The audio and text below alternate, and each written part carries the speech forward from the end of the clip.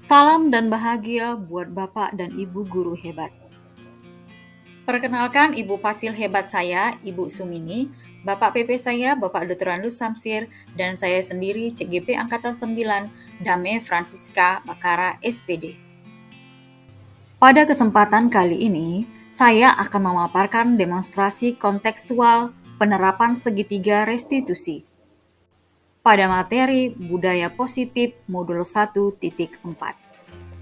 Menurut Gosen, restitusi adalah proses menciptakan kondisi bagi murid untuk memperbaiki kesalahan mereka, sehingga mereka bisa kembali kepada kelompok mereka dengan karakter yang lebih kuat.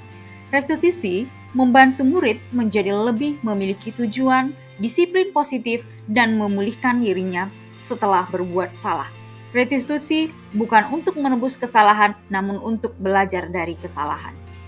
Pada video ini, saya akan menerapkan praktik restitusi segitiga kepada murid. Adapun tahapan segitiga restitusi, yaitu yang pertama, menstabilkan identitas, yang kedua, validasi tindakan yang salah, dan yang ketiga, menanyakan keyakinan. Segitiga restitusi merupakan suatu proses dialog yang dijalankan guru atau orang tua agar dapat menghasilkan murid yang mandiri dan bertanggung jawab.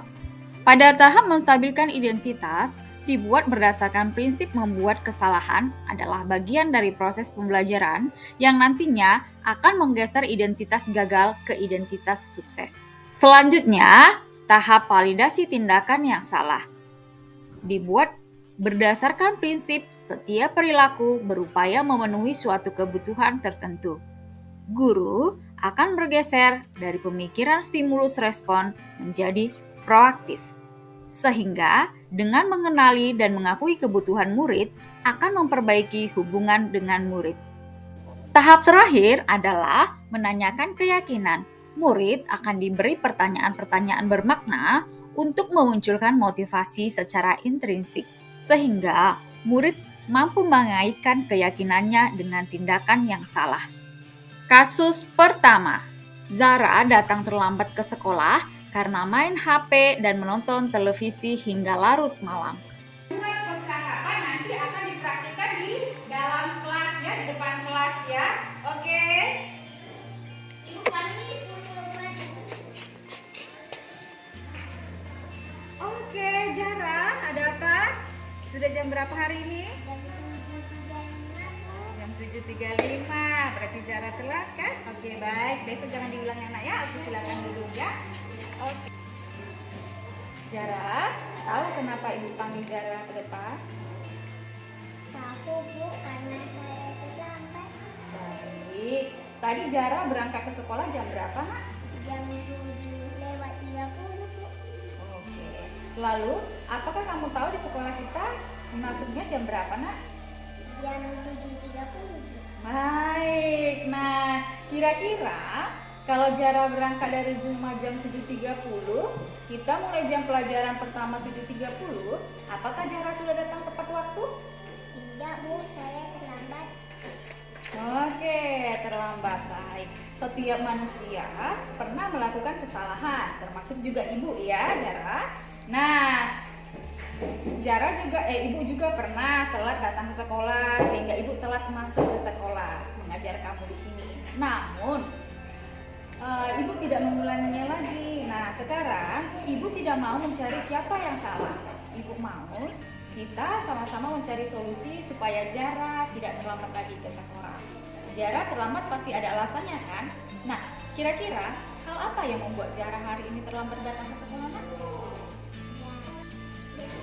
Saya bangun kesiangan Bu. Mengapa Zara bisa bangun kesiangan, Nak? Saya tidur larut malam Bu.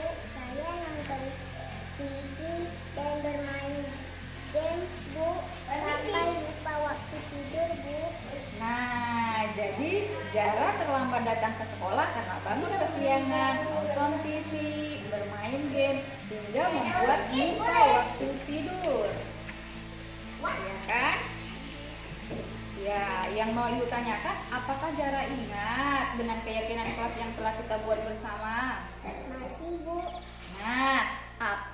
Zara lakukan sudah sesuai dengan keyakinan kelas yang kita miliki, Nak?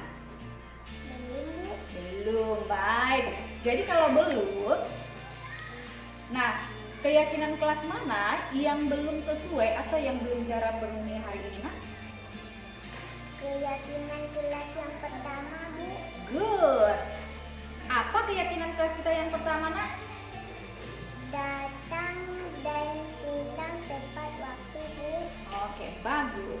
Jika Zara sudah tahu keyakinan kelas yang belum dipenuhi yang mana, lalu langkah-langkah apa yang Zara bisa lakukan supaya tidak datang terlambat lagi ke sekolah? Tidur lebih awal dan mengurangi nonton TV dan bermain game, Bu. Serta memasang alarm atau meminta mama untuk membangunkan. Nah, kapan itu Zara kira-kira bisa laksanakan, Nak? Mulai malam ini, Bu. Oke, Zara. Zara sudah berusaha untuk menjadi lebih baik.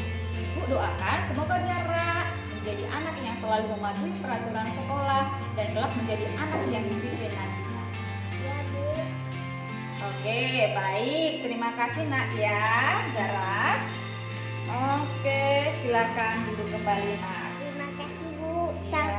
Kasus kedua, Muhammad Fikri makan pada saat jam pelajaran sedang berlangsung. Fikri sedang apa itu? Makan kan? Nah, selesaikan dulu pekerjaannya, nanti dilanjutkan makannya ya. Kalau pekerjaan sudah selesai baru dilanjutkan makan, bisa ya? Ya, Bu. Fikri tahu ibu panggil kenapa, Nak? Tahu, Bu, karena saya makan pada jam pelajaran, Bu. Baik, menurut Fikri, makan di jam pelajaran itu benar atau salah?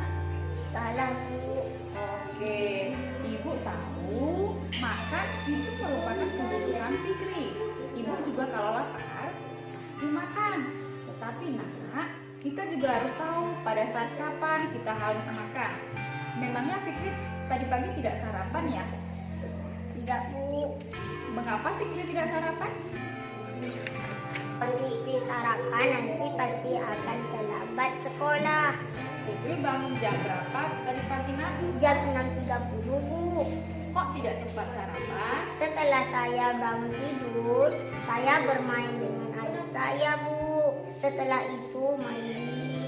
Sesudah mandi, jam 7 lewat saya langsung buru-buru ke berangkat supaya tidak terlambat ke sekolah. Jadi begitu. Apa yang Fikri lakukan memang sudah benar. Fikri buru-buru berangkat ke sekolah sehingga Fikri tidak terlambat ke sekolah. Apakah makan saat jam pelajaran sudah sesuai dengan keyakinan kelas kita, Nak? Baik. Jadi kalau belum sesuai, maka keyakinan kelas yang mana yang belum Fikri penuhi hari ini, Nak? Keyakinan kelas yang keempat, Bu. Baik. Apa itu keyakinan kelas yang keempat, Nak? Makan di luar jam pelajaran, Bu. Good. Jadi Fikri sudah tahu keyakinan kelas yang belum dipenuhi yang mana. Lalu langkah-langkah apa yang Fikri bisa lakukan supaya tidak makan lagi pada saat jam pelajaran, Nak? Fikri akan makan sebelum berangkat sekolah dan bangun lebih awal. Nah, baik. Kapan kira-kira Fikri bisa laksanakan yang tadi mengucapkan, Nak? Mulai besok, Bu. Oke, Fikri. Fikri sudah berusaha untuk menjadi lebih baik. Ibu harap Fikri jadi anak yang selalu mematuhi peraturan sekolah dan tidak mengulang kembali kesalahan ke sekolah. Ya, Bu. Oke, baik. Terima kasih, Nak. Silakan duduk kembali dan jangan mengulang lagi ya, Nak ya. Oke. Assalamualaikum warahmatullahi wabarakatuh. Perkenalkan, nama saya Fikri, kelas 4 SD 0017. Perasaan saya sangat senang setelah melakukan konsultasi kasih dengan Ibu Siska. Saya mendapat solusi dari kebiasaan saya yang suka makan pada jam pelajaran. Terima kasih Bu Siska. Saya berjanji tidak akan makan jam pelajaran lagi. Assalamualaikum warahmatullahi wabarakatuh. Perkenalkan, nama saya Zahra, kelas 4 SD 0017. Perasaan saya sangat senang karena setelah melakukan restitusi dengan Ibu Siska, saya mendapat solusi dari kebiasaan saya yang suka terlambat ke sekolah. Terima kasih Bu Siska telah memberikan saya solusi. Saya berjanji tidak akan datang terlambat lagi. Berdasarkan penerapan segitiga restitusi yang saya lakukan, maka dapat saya simpulkan bahwa penanganan kasus yang dilakukan guru dengan pendekatan segitiga restitusi diharapkan guru dapat memposisikan dirinya sebagai manajer.